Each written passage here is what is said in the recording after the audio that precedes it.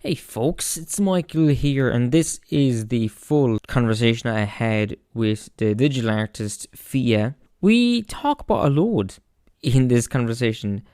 We start talking about her art. If you heard the show live, you would have heard, or just the regular podcast, you would have heard her just be going to about her inspiration, stuff like that. But in this, we start off with that kind of stuff. Then we go on talking about mental health and Irish mythology and everything, and it was a really good chat. So here it is. It's unbleeped. Hope that's okay for everyone. If anyone does want a bleep version, I'm sure I could figure out a way to do that. Just I thought, you know what? Some people listen with their kids. I wanted to give folks a bit of a heads up. But yeah. So anyway, here is my conversation with the artist Fia.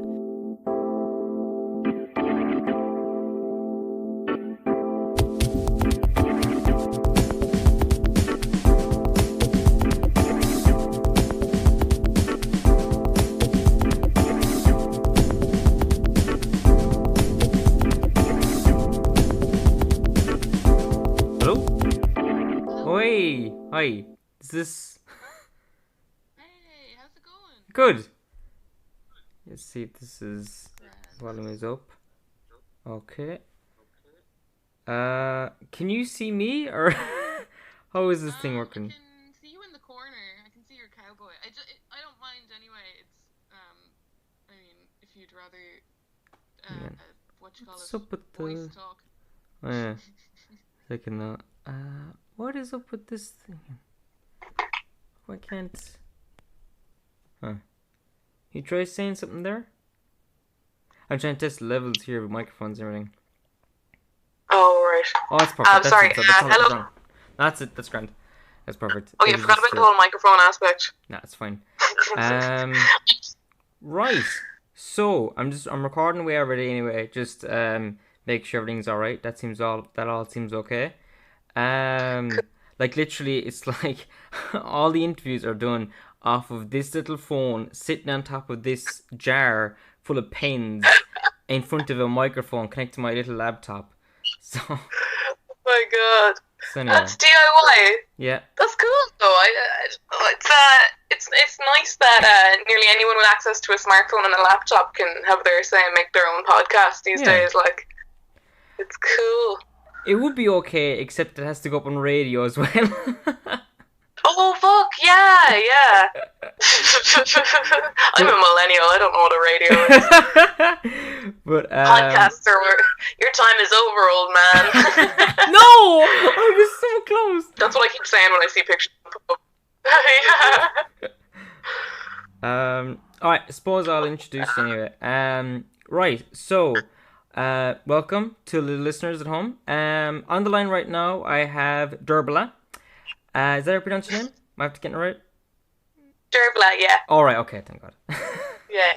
Now, okay. Here's where I'm getting caught up, though. Okay, because before I get into anything else, Derbala is a amazing digital artist. I've even bought one for prints and everything. I have it up here right next to me as I'm recording this and everything. It's a nice little pink spaceman, and it brings me peace. I like it. But she's designed t-shirts. You're designing t-shirts as well now, aren't you? And yeah, I threw a few illustrations on t-shirts. I wouldn't. It's a bit of a glorified mess, really. But your work has appeared in Vice magazine and a few other places as well. I had the list somewhere, but And yes, you're making me sound great. Yeah, I forgot I did all that stuff actually. No, it's a brilliant amount of work, and you've done designs for posters, a load of different types of things, and you've even designed little animations and things like that, like GIFs and stuff like that. I really liked your GIFs when I saw your website first. Like, oh my god, it's so cool. Anyway, thank you. I love doing that stuff actually. Yeah, they're really cool. It's been a while. Yeah. I just forgot because I'm literally like just out of work. I didn't get until like 6. I was gonna write like little notes for myself and everything because I was like, oh, I've never been on like a thing before, so I was like, I better like think of something to say. And the protests are still going on up on Frederick Street, which I forgot about because I was in work. And so that was pretty anxiety inducing. The place was crawling with guards, so that's the mood for today. So as we were recording this, by the way, this yesterday evening, protesters in a abandoned house. I've actually done a little video and everything about it, but an abandoned house went in, took over the space to make a point about houses being taken over and everything, or being abandoned and rent prices and everything. It was this whole thing. That's what Dribble is talking about there. If you're not aware of what we're Sorry, about. forgot these like listeners. Yeah, so absolutely class the lads that took over that. Like absolute fair play to them. Like the people organising the protests were like doing great. I just felt terrible seeing the fucking swarm of Gardaí come down the road towards them. But anyway, that's pretty fucking depressing. But anyway, so apart from that, what I was gonna talk to you about was your artist name. So it's F-I Fada A. Is it Fia? Yeah. How do you pronounce Fia, it? yeah. I got like it right. I can't believe it. The woman who famously says her name is unpronounceable, I got it right both times. I said, people come on, and I'm always pronouncing names wrong. I got it right. Did it! But anyway. Oh, yes. I know. I'm still a little bit... It's like... It's not unpronounceable, I think, but it's like a thing with emails and everything. Anyway, I don't have it as bad as most. Like, if you have a name that's not Irish, like, Irish people are so ignorant about it, let alone, like, an Irish name. Yeah. But, what was I going to talk about? Sorry, I was saying there. Fia. So that started, like, 2 years ago when, what was it? Yeah, it was 2016, 2 years, I can count.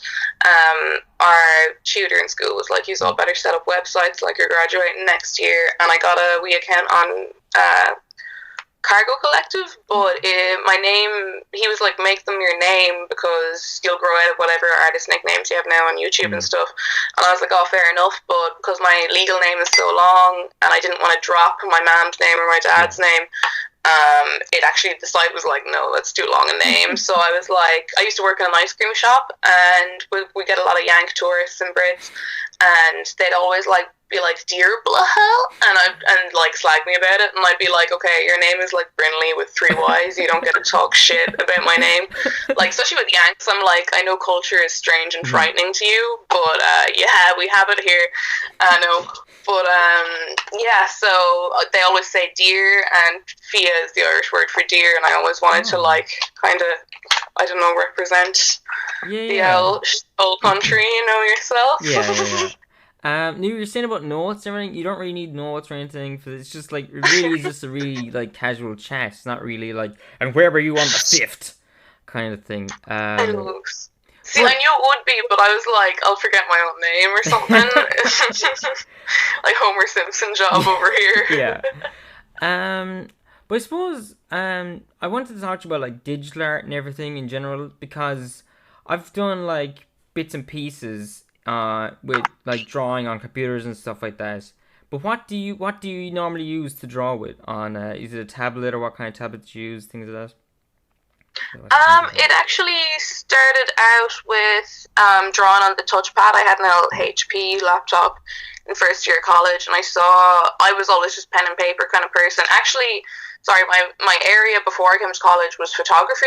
That was what I went to art college for. And then I was like, oh, there's actually like way more to do here. And then I got into digital art through the touchpad because I seen everyone around me doing it. I don't know if you know Connor Merriman. He's an illustrator.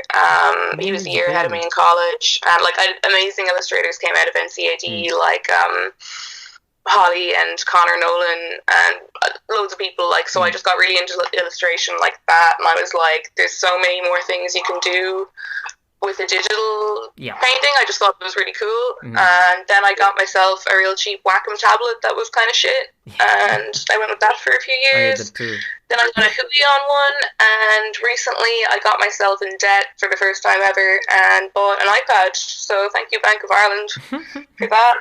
And the iPad's fucking class, by the way, even though it's actually like just changed my whole digital workflow for the better. Because one thing about digital art is like you probably found yourself, it's not like you could draw on paper, you know, you kind of have the disconnect between yourself and whatever you're drawing. I only ever had the Wacom pad that didn't have a screen. You just connect up to your computer and it's just like a big mouse pad. I'm not a massive fan of it. It was like, that's exactly what you're like. I rather just going back to just when I had the old like I was just a hand down Windows 98 and just like my mouse just drawing that way. I found it was easier to draw with. Yeah, like weird mouses are like or I suppose I should say mice, should I? They're underrated. They were like really pushed them on us in college, like for design work. You actually have a lot of freedom with a mouse that you don't with a little touchpad. Yeah, I don't know. I mean, I suppose no, I could see definitely the benefit of seeing the artwork as you're drawing it coming out on the screen. But I think for myself, when I changed over to just drawing on computers, even though I don't do, it's not like professional or anything, but it's like just fun. I didn't like drawing on paper because I was like, I have all this paper left over. Rather than just digital, I don't have anything. It's just like, oh, it's there, and I can make as many as I want.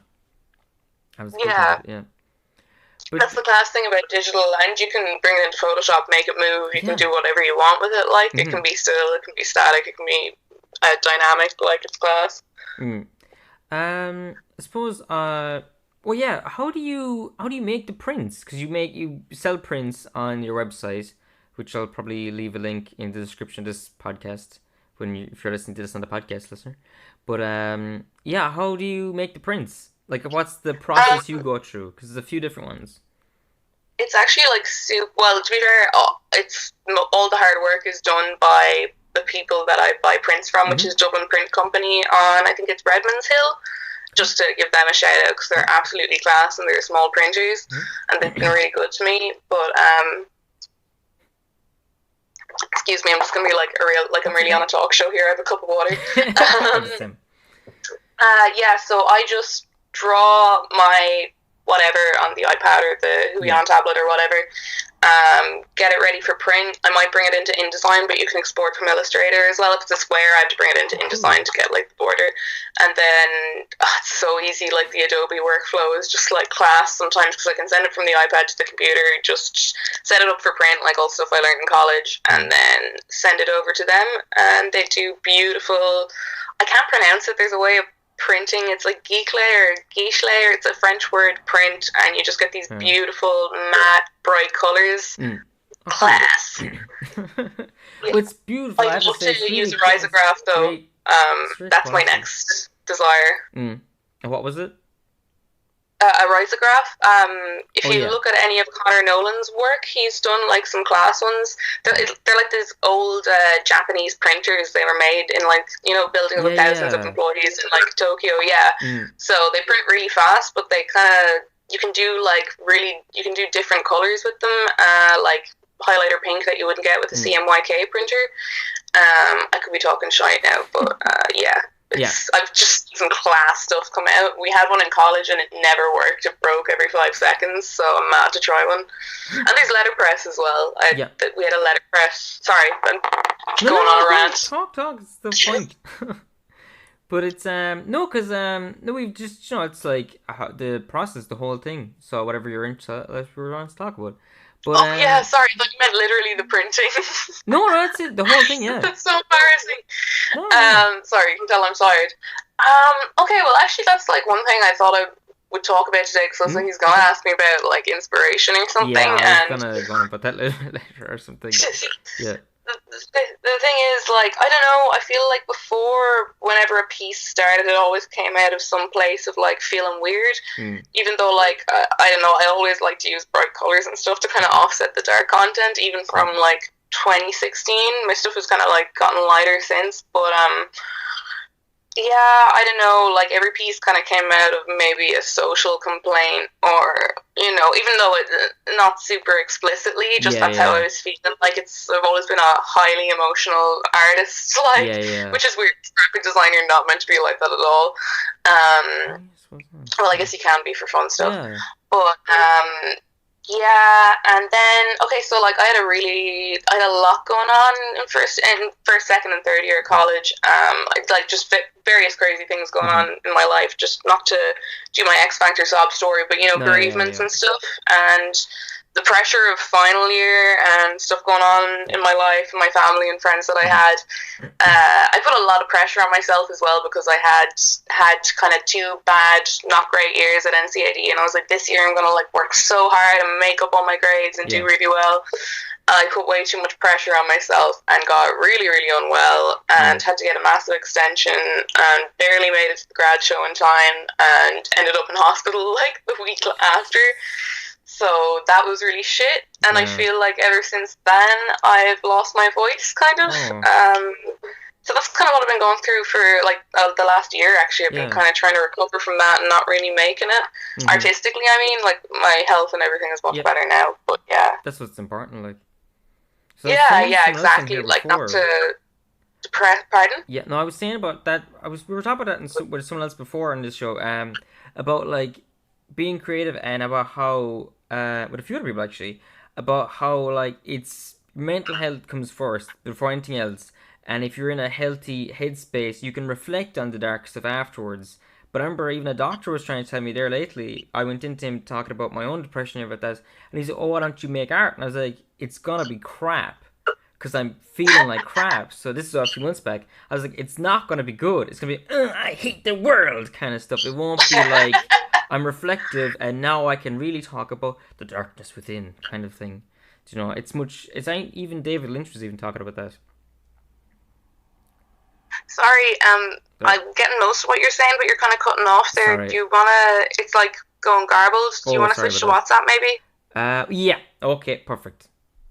I'll take a pause. Oh, sorry. Take a break. We'll take a commercial break, and back after these messages. Volunteer with us.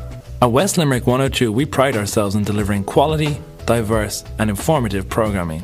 If you have program ideas, if you are interested in the environment, agriculture, heritage, the arts and more, then why not volunteer with your not-for-profit community radio station, West Limerick 102. Call 069 66 200.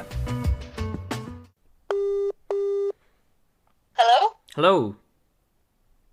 Hello. Grant. Okay, hello. How are you? I'm good. Sorry about that. No, it's fine. Like I'm out in the middle of nowhere. The signal is terrible. I'm amazed I can make any... I'm amazed like that Skype works at all, to be honest.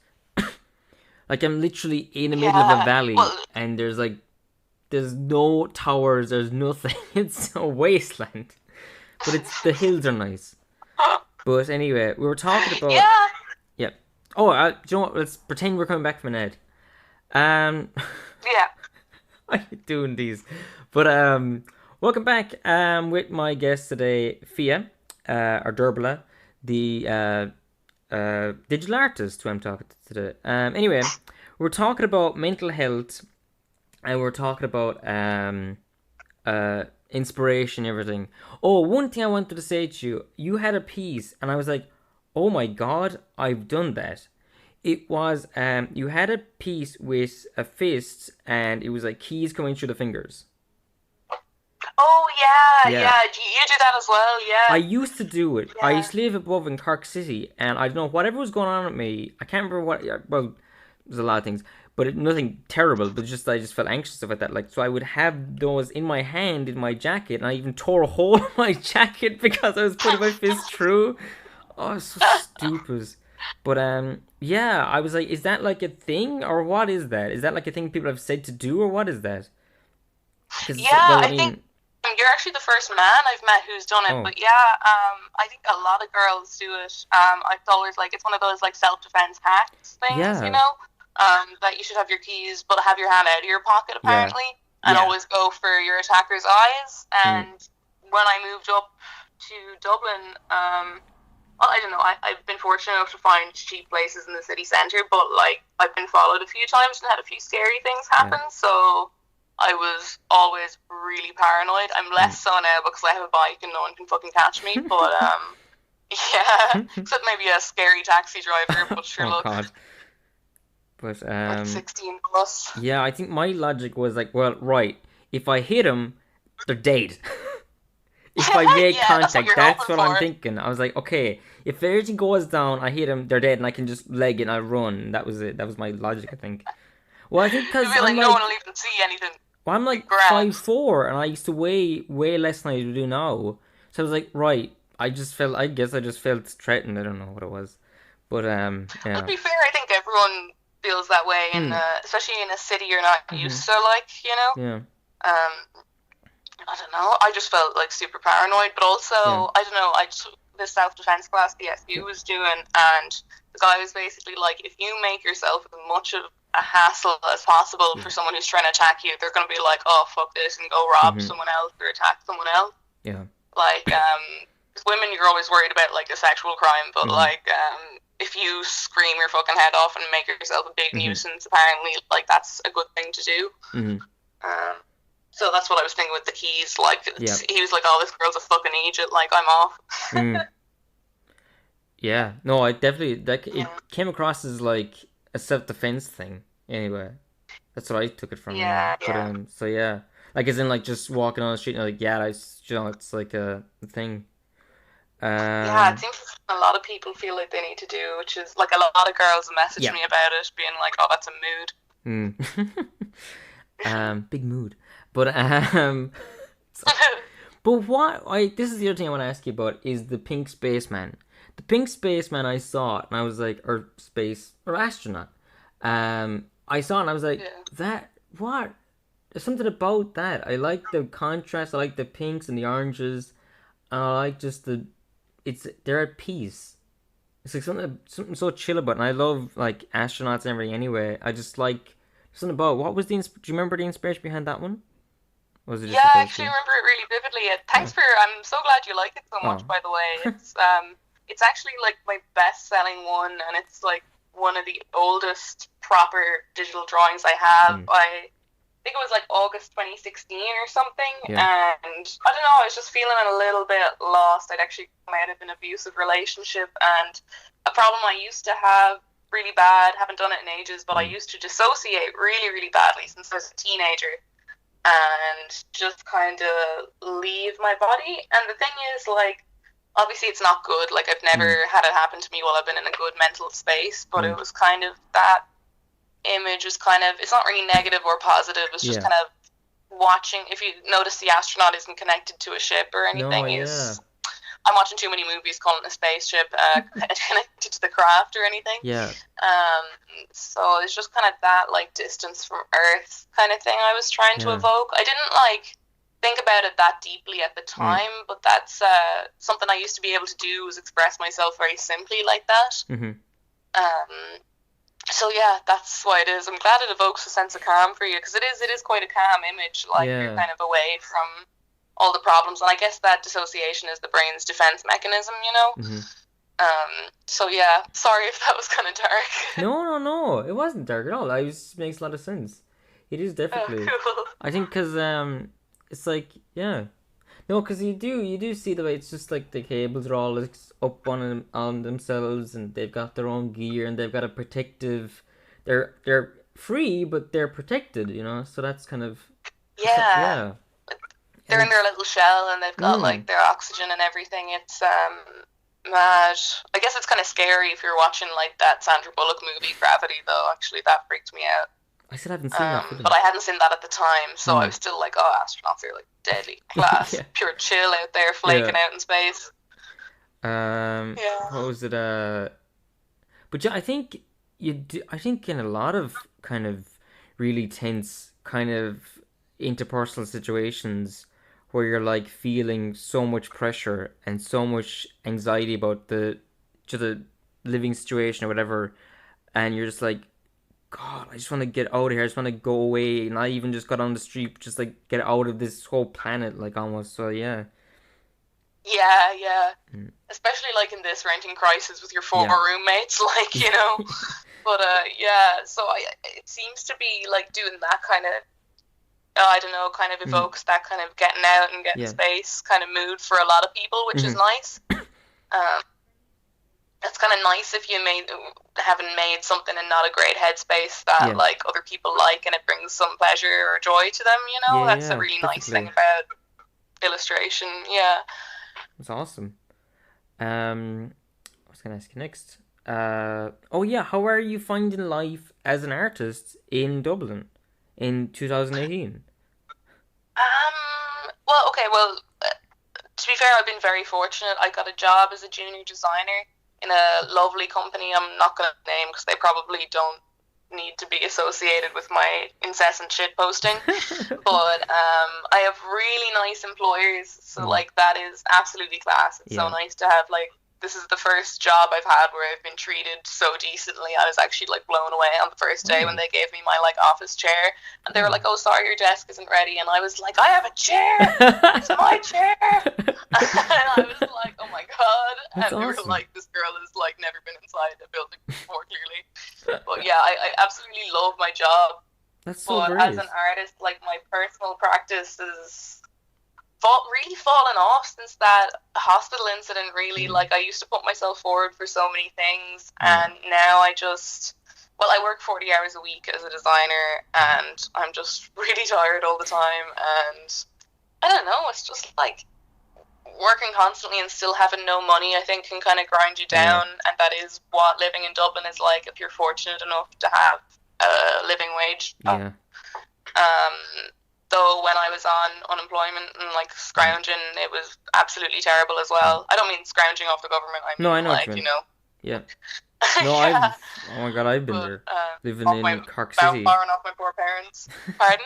No, I was there living in Cork City a couple of years back, about was it 2010, and I think I only had like €100 a week or something like that, like, and I would be paying rent, and the last 2 days of the week, you just didn't have food. Was the end of it. Oh, But Jesus. it's actually gotten even worse now that's in terrible. Cork, but I couldn't do that in Cork now. But yeah, no, I know what you Yeah. meant. But actually, yeah, because that's the thing. Like people. Yeah, when you even- look at... Pardon? No, I was just gonna say that's even a thing now. People giving up on people beyond the dole. It's like, what the hell are you supposed to do? For Yeah, I think that's just... it's just the height of ignorance, like, but it really is something that makes me irate. It's To just see someone classism try and coming knock into the down whole. someone anyway. I think But, in like, Ireland we like to like- pretend we don't have classes and stuff like that, but it's like they are yeah, seeding God, away do the we whole thing. pretend? Anyway, And, like, we also pretend we're not racist either, and I'm like, have you ever been on the fucking Lewis? Like, no, yeah. it's just terrible. Like, it's, I don't know, I remember showing a guy from LA around before, and we were Mhm. actually walking up Frederick Street past all the boarded up houses, and he just said to me, he was like, gosh, like, you guys, you really can't see the race divide here. And I was just like, what the fuck? Because, like, we passed a few rough sleepers, and I don't know if it's just Americans, but he was like, no, people, like, literally live in, like, broken down houses where I'm from, and, well, he was, like, from the posh area, but, Yeah, like, yeah. the bad area, and I was just like, we have such a horrible problem with classism, because here it's not always skin color. No. Like, Gardaí do judge people by skin color, but they'll also go for the person with the wrong accent, or the person Yeah. wearing trackies, or the person they know comes from that housing estate, or whatever. Like, it's the same story in every town. Like, there's a group of people always have to watch out for the guards, Mm-hmm. or not even the guards, Yeah. like just people being But, very yeah. fucking snobby. Like, It's like a friend of mine years ago. Her parents had to give her she had to take her mom's name because her dad was from a traveller background. And you're like, well, if you want Oh ever my to get a God. job, you better get a different name. And that's, yeah, we just kind of, I think, awful, we always kind of forget Jesus. that goes on. It's like, maybe catch yourself there a little bit. What are you saying there? You know, like that, those are human beings. Those are Irish people. Like, come on. Yeah, like many like people I know who would never think of using a slur against any group would happily drop a nasty word Yep. for a traveling person. Mhm. Like, it's actually terrible. It's something as settled people we all have to check. Like, Yep. Oh, yeah. especially like my mom's generation, I think. Not to like roast my No, mom's yeah. generation, because like they're great people, but like I feel like it's more normalized. Whereas I'd be like, Jesus, like, do you hear your man saying that about traveling folk? And my mom or dad would be kind of like used to hearing that, you know, in their I think day. it's like social media or something where people are more kind of empathetic and it's like, oh yeah, they're not really them over there. It's like, sure, we're all different kind of thing. Or what's the difference? Because there does seem to be Yeah, like a I don't know. change. Yeah, that is actually a really nice. I think, I don't know, I mean, for me, I remember getting really into the internet kind of at about 16. I got a Tumblr, and that was the first time I'd seen writing I could see writing from women and men and everyone from all over, basically. But that was kind of when I got into like feminist reading and stuff. but I could be reading the blog of a girl in Compton or a girl in Cairns in Australia, or that's how I learned about like sex work and sex workers' rights movements and all kinds of stuff, you know, from Americans and English people and Irish people, all kind of different voices, different races. Like that's how I learned, I don't know, the vocabulary of like talking about racism I would have today. Not like I'm an expert, but like it was kind of really important for me to learn from other people on the internet, which is, I don't know, there's loads of negative things to social media, as we've all seen, like people being bullied online and stuff, unfortunately, and fake news, but that is a really nice aspect. One thing actually that I was like, oh my god, I have to ask her about this, and I totally we went off on your art and everything. But you are friends and work with a band I've played so many times in this show, and I sent out a message a while back. It's one of my favorite groups. Is Tibby Rex. Yeah. I tell everyone about them. They're great lads. It's awesome. It's brilliant. It's great music. To see them doing so well. And they seem like genuinely nice fellas. They're lovely. Like, Daffy's been a really good friend to me, actually. Like, and again, I met them through the internet. Like, Daffy followed me, and I was like, oh, he makes music, I'll follow him back. And then I followed Matt, and Daffy was like, oh, you draw, would you do an album cover for us? And I was like, can I do a skeleton licking an ice cream? And he was like, yeah, I don't care. And I was like, oh, sweet. So we've been working together ever since. They're the loveliest lads. Like, you couldn't wish it for any. Like, I mean, music is music. It doesn't really matter if people are nice or not. But it's lovely to see such lovely, hardworking lads. But I'm trying to get them to take me on as like a spoon player. You know, get the Colchi vote. You know. Yeah. But So it's lovely to see Irish music fucking blossoming like this year, because I mean, we've always had good musicians, but I'm not mad into... It's good music. I like kind of... I don't know, what would you call kind of picture this, the script, kind of... indie mainstream thingy? I don't know. Like if Westlife wrote their own music. Do you like pop, but... that's really good. They are good. Like, no, they're not bad. No, just wouldn't be my cup of tea. No, I'm sure they're nice, lovely fellas. You know, I've heard they're nice fellas actually. From people who've met them. But again, it's nice to see people like doing well. Yeah. But like, it's just lovely to see like Soleil. We've so many girls that are amazing coming up on the scene. We've got Soleil, and I really like Soleil and Erica Cody. And I think she's Unique Music as well. DJ Mona Lisa as well. She's a DJ, but she's fucking popping. And was it Eve Bell? But I'd be lurking for the new tunes. I'm always like, where's like an Irish woman to aggressively support? Or any woman, really. I'm just like, yes. Like Limerick's own Emma Langford, actually, as well. She's a... Oh, yeah. She's lovely. She's a dose. I like her Twitter. She's awesome. She was on here once before, right?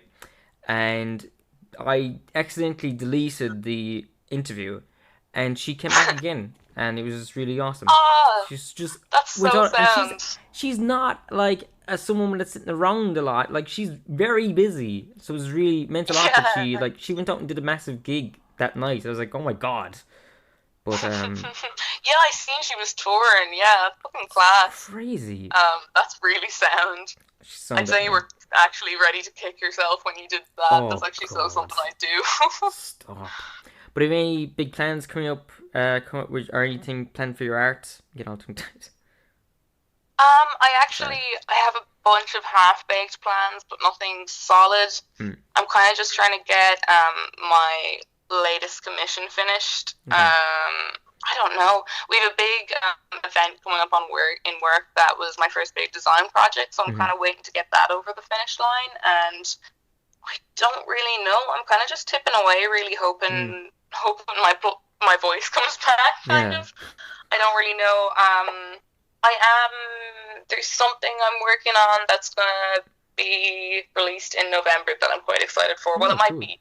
I don't know. I just like mentioned something and then halfway through realized I couldn't talk about it. So that was like it sounds extremely like mysterious, but it's not.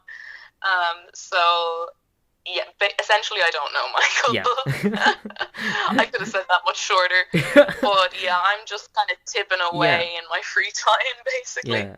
And you're working and everything as well, so it's awesome. And you're doing art while Exactly. you're working. That's really cool. It's like you're doing art to support your other art, and that's like really awesome. But It's pretty sweet, like, yeah. class, and kind It's of it's rightly nice for so. everyone who told me I'd never get a job as well, you know? But yeah, so we've talked about your art, we've talked about music, we've talked about some of your inspirations. Are there any other pieces that you feel you've done that you feel kind of especially emotionally connected to, Um, or you just get a nice kind of yes, yeah, but there's a few.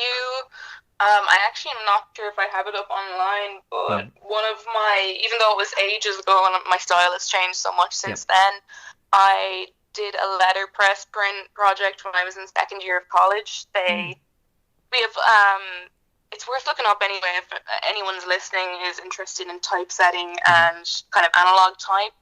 The Distiller's Press or the Salvage Press, both mm, run by the same guy on Instagram or Twitter. That's the letterpress run out of NCAD, and our technician there, Jamie, is just amazing. Taught me everything I know about type. Actually, that's probably kind of insulting to him because my type is not that strong. But we did. We were, because it was 2016. We were meant to do, all the second years were meant to do these letterpress prints with poems about Easter week. Basically, it was all mm, based around Easter, and our art was actually, it was going to be exhibited in the Smithfield Market when mm, Easter week came around. yeah, Which was really nice for like me as a second year in college. I was like, oh my god, it's a really big deal. yeah, So I was kind of stressed about it. mm, But I worked with my classmate Stephen on it, and we got Easter Week by Joyce Kilmer, who is an American writer, but to this day is one of my favorite poems about the Easter Rising. And he was basically kind of scorning everyone who doubted the rebellion and doubted it. And we were yeah. allowed to pick like a verse from the poem. And sorry, I'm just going to read the poster because Go I have for it it. on my wall. The two lines we chose were no rope can strangle song, no prison bars can dim the stars. They're just like, because we Oh, only had a certain amount of space to use. those are good And, lines to pick. pardon? Those are good lines to pick. Kind of sums up what he's trying to get at with the poem as well. Yeah, and it's kind of always what I think about now when I see people kind of bravely going against authority for what's right, Yeah. like the Frederick Street occupiers, Mm-hmm. like people actually got arrested last night and still Yeah. held on to it, even though I know it's a less extreme Yeah. example than people literally being shot after Yeah. Easter Rising. But I don't know, I just find it a really beautiful line Mm-hmm. for all occupied peoples, you know? Yeah. But anyway, basically, what we did was, have you ever heard the legend of Kyla-Gara? No, but go on, tell me. You know, I Sorry. think it's Bear Island in Irish or Yeah. something, but, or maybe it was, I don't know, because you know all those Irish legends, there's like different versions nearly for Yeah. every person who's telling Mm-hmm. it, but basically, in English it's the Witch of Bear or Witch of Beer. I think it's Mm-hmm. Witch of Bear in Irish. I'm really bad at I learned the Irish place name and like forget the rest. But she was this old woman who lived by herself, and she was really powerful, and it was said she had the power to turn herself into a deer at will. Hmm. And that was what she did to escape the British at various points. Like, there's loads of mad stories about her shape-shifting and wandering around in the wilds there. And I just thought it was an amazing story and kind of a nice story of resistance, and Yeah. kind of mirrored actually the kind of resistance of Catholicism took over in Ireland, but Yeah. people have held on to their beliefs, like Mm. fairies and the kind of old ways and stuff. We still have our Yeah. superstitions. So we did kind of the deer's antlers in a lino print with a rope kind of knotted around them, like someone had kind of tried to, I don't know, pull the deer's head off or something. And we did like the Starry Plough constellation behind it. Ooh. This is all like lino printed, and then Yeah. the stars were hand printed on. And we laid that text over the top, really simple. And I actually feel really emotionally connected to it. And it's one of my favorite pieces I've Oh. ever worked on. So yeah, Oh, that's awesome. yeah, very That's so Republican. But yeah, you Yeah, were but it's just talking a about nice one. fairies and everything on Twitter lately, and actually got me thinking. I want to Yeah. do something with fairies on the shore or something. I don't know what I'm gonna do, but I was thinking of doing something. Maybe they come in and beat me up or something. Because I'm like, oh, nice Oh pixies yeah, you know what and you should do fairies, for and they beat Halloween? the They crap won't out of me. notice. Oh yeah. so many people were tweeting me things about the fairies, but they were like, "Oh yes, lovely people. Really hope they don't have Twitter or whatever." And I was like, "I appreciate that." Like, but yeah, no, I was just thinking about it's mad how like factually it's spoken about in Ireland, especially like I don't know more cultures I know grew up with that really, but I think a lot of people have it. My dad used to talk about it. I don't know, did he get confused sometimes, but he said that, they'd bite you or something. I was like, what are you talking about? Yeah, I've heard that. And that they was like weird. your bite will be infected. Oh. Yeah. Why would they bite you? Yeah, apparently they sure poison. They just punch you or something, because wasn't it like, do you know what actually, do you know what got me thinking Turn about... you into a goat. Oh. Pardon?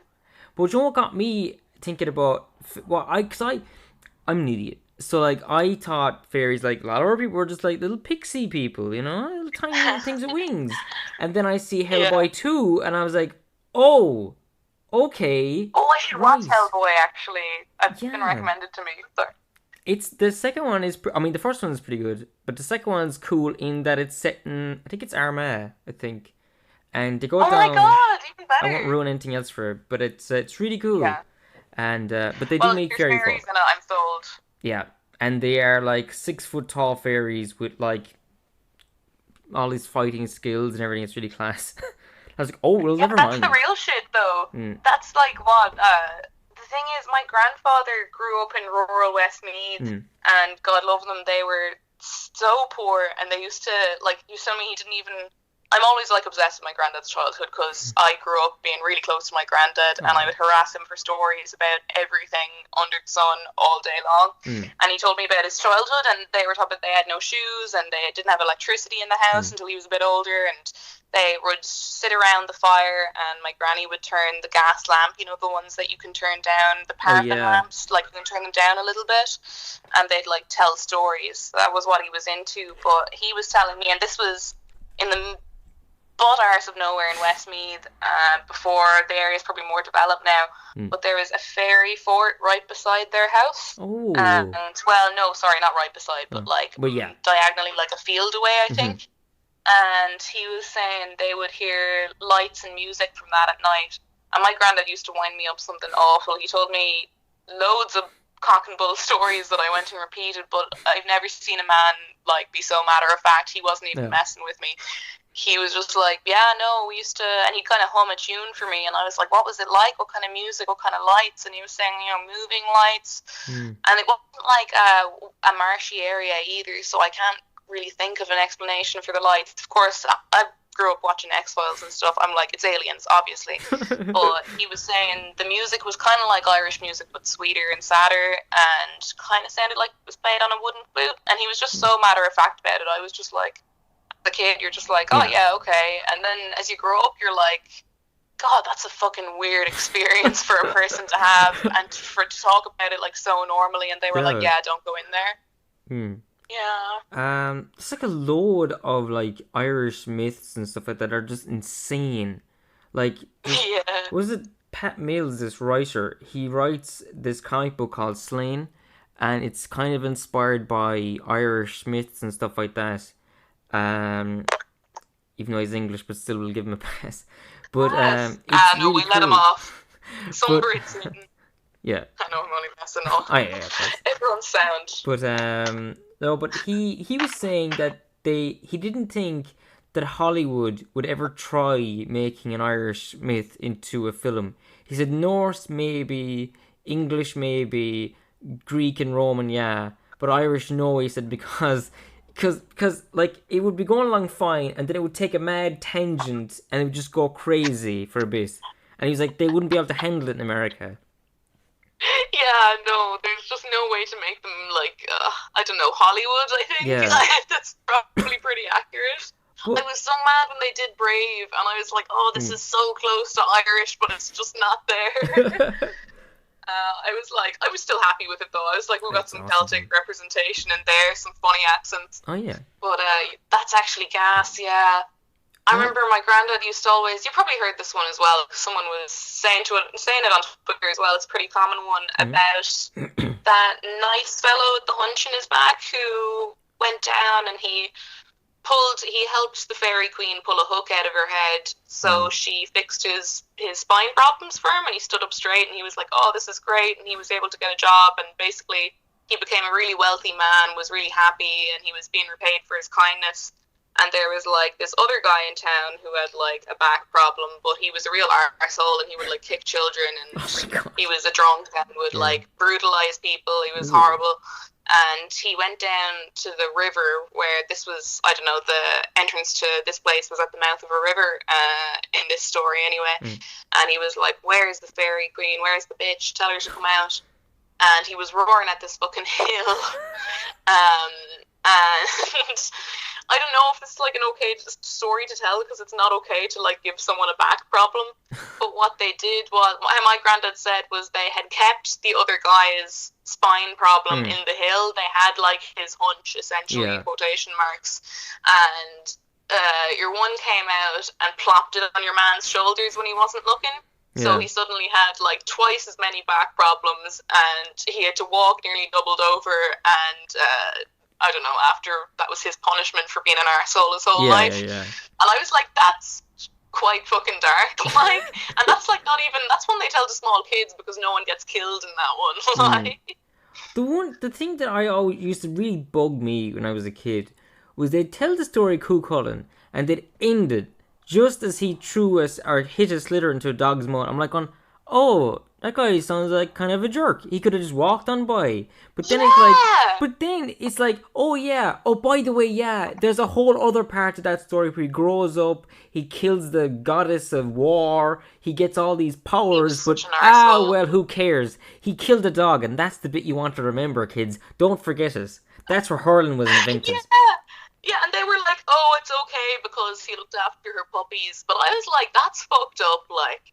I was taught that so much.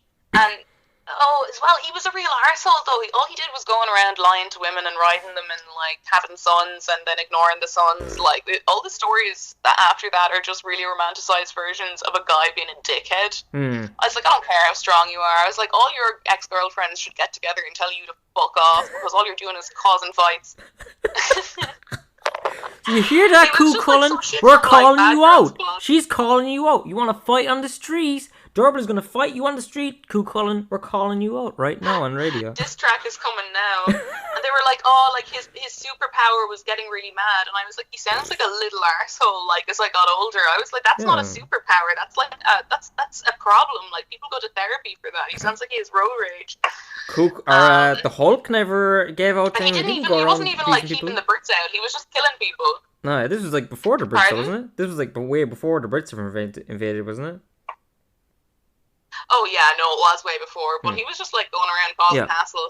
I don't know. I suppose that was when all the provinces were fighting each other all the time. Yeah, he was Connacht, wasn't it? That's where he's originally from. Although I heard he died in Kerry, Connacht, the province.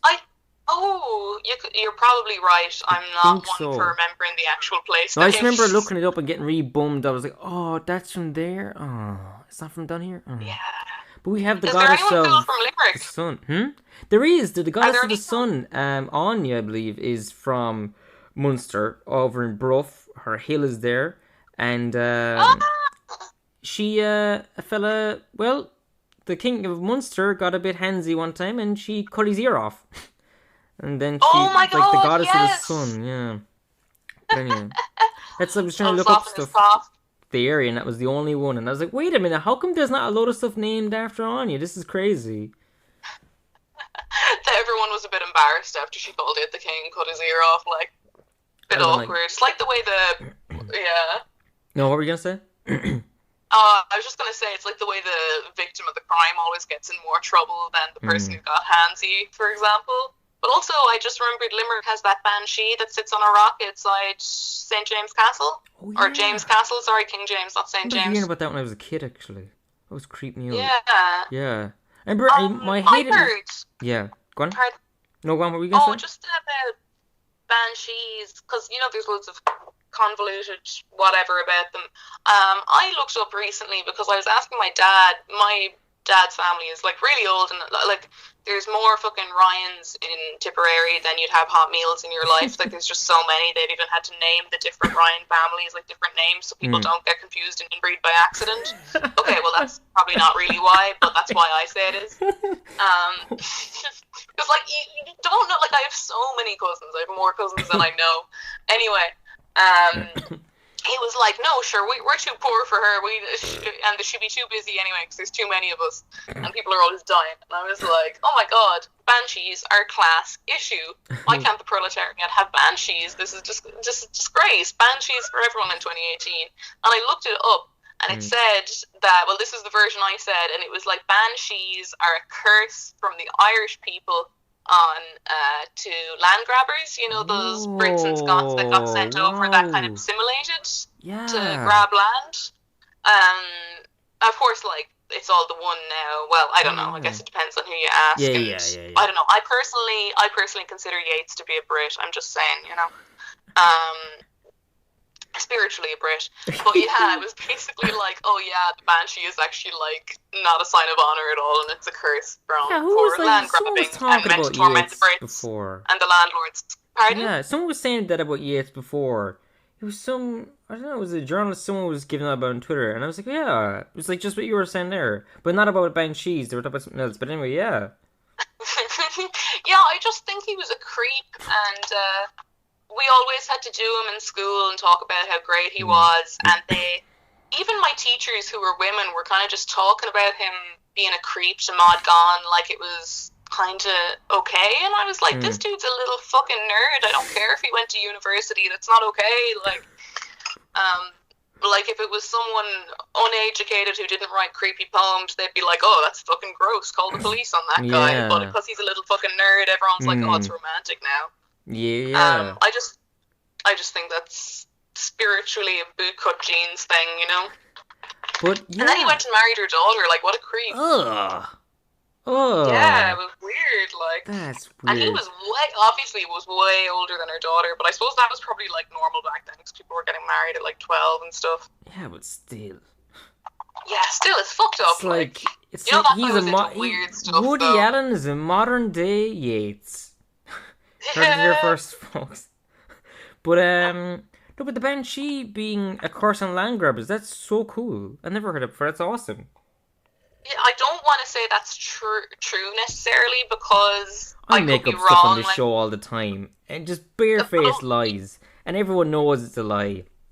Like one that was just like crazy stuff I'll say here, and it's like something fell.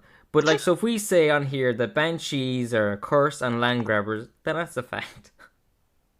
Exactly. Laws are made and broken on this podcast and radio show. Like, if I can say... Like, it just would be a cool... But also because families mixed, like, it's really hard to... Well, also, like, the banshees, I'm talking about this like it's science. But, like, I just thought that would be really cool revenge, is have some old woman screaming at you, like, as punishment. That's awesome. Oh, God. I always get really deep into creepy YouTube because I just like ghost stories and stuff, and I kind of put it on while I work. And there's this American channel I was watching. Can't remember the name of it for my life. Was it Down the Rabbit Hole? I would like. Pardon? No, not Down the Rabbit Hole. Okay. It was Snarled, and they do really great. Like they just do nice short videos of like 3 short stories, or they get listeners to send in stories. There's like storytelling channel, which is the shit I'm into. That's cool. And there was just this one, and it was the most yank thing in the world because they were talking about a banshee that this user sent in her story about her experience with the banshee. First of all, this was in America. Second of all, this woman was not Irish or a land grabber. And third of all, the banshee called her a little bitch, and I was like, girl, that's just a drunk woman. And so she was like, this woman came to my window and she tapped on it and she was like trying to get her to let her in. And your one obviously froze. She was like, I'm not letting in a strange woman into my house. And the woman was like, oh, let me in, you little bitch. You think you're too good for me? And they were talking about this really seriously on the YouTube video. Like, then the banshee went around the side of the house and she called the cops. And then she tapped on the window and rattled the door. And I was like, I have no doubt that that was someone on some form of substance who was being absolutely terrible. But that's not what a banshee is. No.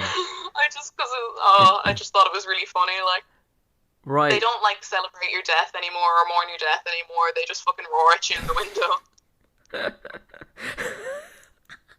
Like that.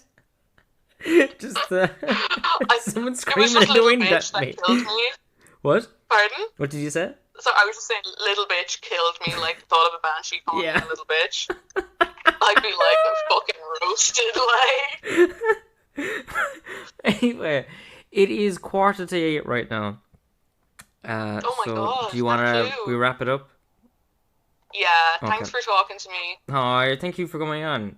Thank you. It was Dervla, great to chat to you. where can people see your work?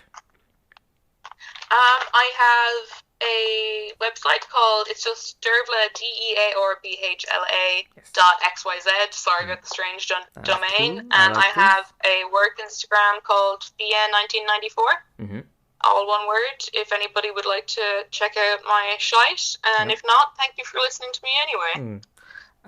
Of course, this is, if you're listening to this on the radio, this is an abridged version, because we've been going on for like 40 minutes. Here's I'm recording this. But if you listen to if you want to listen to the full thing, it's a podcast. And I'm not sure what I've cut out, but I'm sure it was really interesting stuff. That's why you should download the podcast. But yeah, and thank you, Dervla, again, actually, for agreeing to this and for being on. And we'll be on chatting. Yeah. Let's go crack. Well, thanks for having me on. It was nice talking to you. Aww. Bye. Bye. Right, so that was that. But yeah, as I say, there are links in the description of this podcast if you want to check those out, see her work yourself.